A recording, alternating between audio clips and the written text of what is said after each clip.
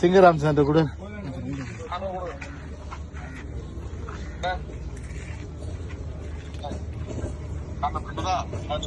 சரி சரி சிங்கராம் வணக்கம். இப்ப உங்க போராட்டம் வெற்றி எடுக்கிறதுக்கு வாழ்த்துக்கள்ப்பா. ஓகே ஓகே, கழகத்தின் சார்பில் வாழ்த்துக்கள் தெரிவிச்சுக்கிறோம். பாரு இப்ப வந்து எது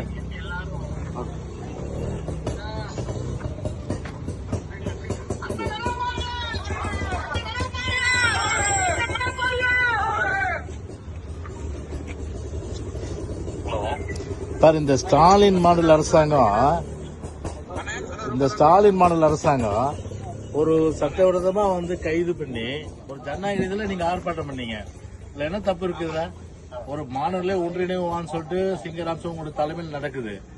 அந்த அந்த ஒரு ஒரு பெரிய அளவுக்கு வந்து ஒரு சமுதாயத்துக்கே கேடு விளைவிச்சு அந்த அண்ணா பல்கலை மாணவி பாலியல் கொடுமை குறித்து நீங்க போறீங்க.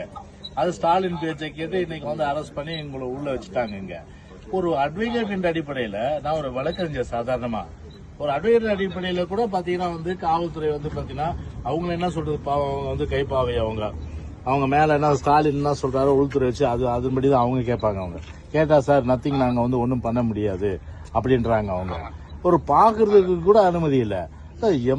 எமர்ஜென்சி, ஒரு அறிவிக்கப்படாத எமர்ஜென்சி இன்னைக்கு இந்த ஸ்டாலின் மாடல் அரசாங்கத்தில் நடக்குதுன்னா இதை விட வந்து ஒரு வெட்கக்கேடான ஒரு வேதனையான விஷயம் உலகத்திலேயே கிடையாது. இன்னைக்கு அந்த அளவுக்கு இன்னைக்கு வந்து பாத்தீங்கன்னா இன்னைக்கு வந்து ஒரு கொடுங்கோன்மையான ஒரு அரசு.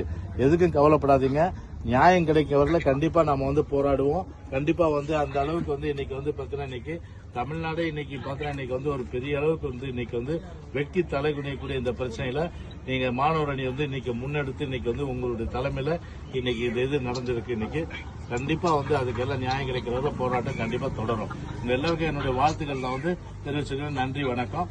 எதா இருந்தாலும் நீங்க சொல்லுங்க, கழகம் உங்களுக்கு எப்பொழுதும் துணை இருக்கும். எதை பத்தி கவலைப்படாதீங்க. வாழ்த்துக்கள் எல்லாருக்கும் சொல்லிடுங்க தம்பி.